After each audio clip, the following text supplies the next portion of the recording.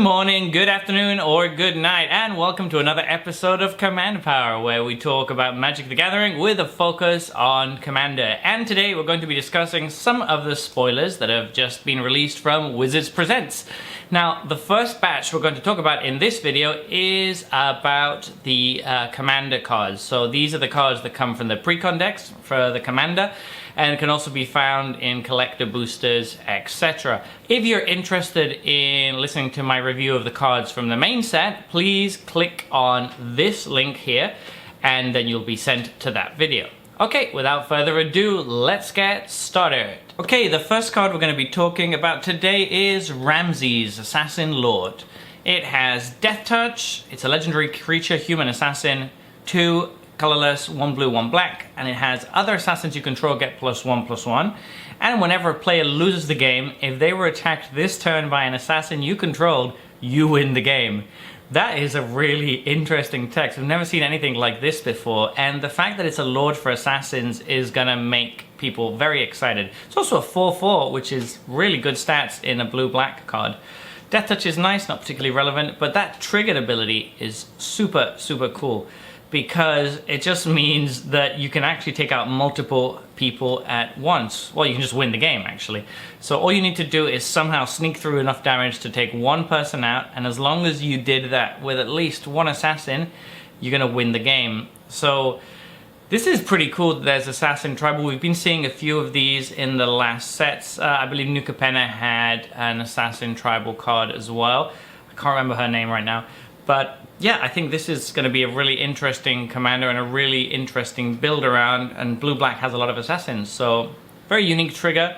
Should be quite hard to pull off, to be fair, because it is a little bit limited in the fact that you can't really get up to many shenanigans. You do have to kill someone through combat with assassins. You can't really like do it during someone else's turn using a pinger or some other effect. But still excited to see what people come up with to build around this card. Our next card is General Marholt Elves Dragon. That's a difficult one to say. It's 2 red and a green for a 4/4 legendary creature, Elf Warrior.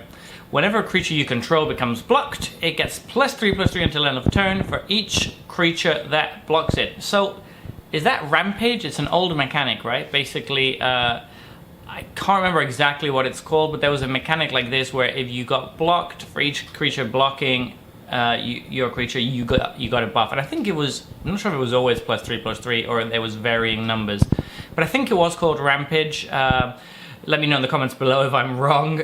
Anyway, this is an interesting one, in the sense that if you can force people to block with it, with lure effects or things like that, then it's actually going to be quite interesting. So you need to build around it in the sense that you need to give your guys trample, and you're going to need to give them ways or to play cards which make people block them. But once you do that, this can actually be really good. It also works really good with stuff like Savith, the Viper's Fang, which is going to give your guys Death Touch when they're tapped and attacking. That's going to let you, if you have trample, just assign 1 point, and then all that extra damage is just going to go through to the opponent's face. This seems like an actually deceptively powerful commander if you build around it. And again, it's great that Wizards is giving us these more unique cards that reward you for thinking outside the box and building unique decks. That is exactly what I'm about when it comes to Commander. So thumbs up, really like it, and let's see what's next. Next up is Stang, Echo Warrior. I don't know why I say Stang like that, but I just think that that name is hilarious. I always found that the fact that it has 2 G's is super random. Anyway, it's a human warrior for 2 colorless, 1 red and 1 green. It's a 3/4. And when it attacks, you get Stang Twin, a legendary 3/4 red and green human warrior creature token. It enters the battlefield tapped and attacking. That's nice. For each aura and equipment attack to Stang, create a token that's a copy of it attached to Stang Twin. Sacrifice all tokens created this way at the beginning of the next end step. So this could work well. My immediate thoughts was this could work well with runes and enchantments like that, auras like that, that actually cantrips that draw you a card when they come into play, or make a treasure token such as Sticky Fingers or stuff like that. but I'm not sure if Sticky Fingers triggers on attacking. I have to check that in a moment. But the fact that it makes copies of enchantments and equipments is kind of unique, and they stick around till the end step, so you might be able to sacrifice them for profit or do other stuff with them, which is kind of cool. We haven't really seen an effect like that before, and I just think this is a very interesting design. Again, a really cool build around. The fact that you can copy cantrip and auras means that you're probably going to be able to get some value out of this. Next, we've got Civitry Dragon Master. Now, this is a planeswalker that can be your commander. There's a few of these in the set by the looks of it. And she starts with 4 loyalty, and her +1 is, until next turn, creatures can't attack you or planeswalkers you control unless the controller pays 2 life for each of those creatures. So it's basically like Norn's Annex. Now that's not as good as you might initially think, because it's not as good as something like Ghostly Prison, which is already a kind of card. It's fine. But the fact that they can just pay life in a format where you start with 40 life and still attack you anyway is not ideal. Still, could be worse. Not a terrible +1. The -3 searches for a dragon card, reveals it, puts it into your hand, and then shuffles. Really sweet to have that in black and blue. We don't really see many dragon tribal cards in those colors, so that's really unique. The fact that there aren't many blue and black dragons so far does hamper it a little bit, but that might be remedied over the next few years. I think it's really cool. It's an interesting build around in that sense, because it's going to be tough to make it work, but I'm sure people will try. And then the -7 is another dragon tribal one, which is destroy all non-dragon creatures. So that seems really interesting, and it's a good board wipe, but it's going to be difficult to build up with, as with any Planeswalk Ultimate. My thoughts on this card are that it just seems a little bit clunky. I also don't really understand the +1 thematically. Like, the other two effects are very much dragon tribal, and then this +1 is kind of this weird stacksy effect, but it's not really very good stacks. It doesn't really feel super blue-black either. I guess it kind of does, because it's kind of like a propaganda effect, and the black is like the pay life part, but still not super impressed with this one. I think it's a little bit on the weaker side, but it should be fun anyway. Let's see what the next card is. It is Jared Carthalion. Now, I haven't read this one yet, so I'm going to be improvising this. So it's a 5-color planeswalker that comes in with 5 loyalty counters, and for his +1, it creates a 3/3 creature token with trample that is all colors. That's a pretty good +1. Not super impressive in Commander when you're paying 5 colors for it, but I mean, it's a protection effect, so it could be worse, and it comes with trample, which is nice too. Then the -3 is choose up to 2 target creatures. For each of them, put a number of +1/+1 counters on it equal to the numbers of colors in this. Wow, that's really spicy. This is gonna make for some super big plays, because you can just make 2 guys absolutely huge. It's very good with the Kavu, because suddenly the Kavu that it's made just becomes an 8/8 and it still has trample, so that's actually really nice synergy there. -3 is a little bit steep, but I think the effect is kind of worth it. Something that might be good in this deck is, if you want cheap cards that are 3 colors or so, are the Blade cards from Alara, so like Naya, Hushblade, and Jund Quickblade, I think it's called, stuff like that. They're all kind of hybrid 2-mana cards, but they have 3 colors, so they could very easily get 3 counters on them. That could be pretty sweet if you don't have anything else going on. And then the -6 is return target multicolored card from your graveyard to your hand. If that card was all colors, draw a card and create 2 treasure tokens. Not super impressive, to be honest, but I guess it is really easy to achieve. You can get it the turn after it comes down, which is nice. And also you're probably running a lot of Proliferate in this deck, so you should be able to like keep him alive. It's a good regrowth effect. You're getting a multicolored card back, which is sweet. And then you can also draw a card off it and create 2 treasure tokens, which again is kind of nice. But it has to be 5 colors for you to do that. So you really want to not only go multicolor with this guy, but go a full 5-color deck. It's a big ask. I don't know if he's going to be that good. It seems like more of a casual kind of fun card, but the art is really sweet, and the fact that we got a Jared Carthalion card is really cool. Next up we have the Hada Binder of Wills. She's legendary planeswalker with a mana cost of 4 in red, white, and black, and she has 5 starting loyalty. +2 says up to 1 target legendary creature gains vigilance, lifelink, and indestructible until your next turn. That is a really unique kind of effect on red, white, black. We haven't really seen much legendary matters in those particular colors. It's going to make one of your creatures into a beast, and importantly here it says until your next turn.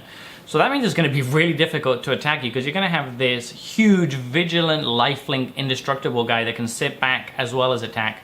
It's going to provide you with a nice life swing and people are probably not going to attack into you. So kind of underrated ability, I think. Then the -3 reveals the top 4 cards of your library, put any legendaries from amongst them to your hand and the rest into your graveyard. Create a treasure token for each card put into your graveyard this way. That is a really good ability. Obviously you're building a deck around legendaries, so you're going to be able to probably draw 1 or 2 at least off of this.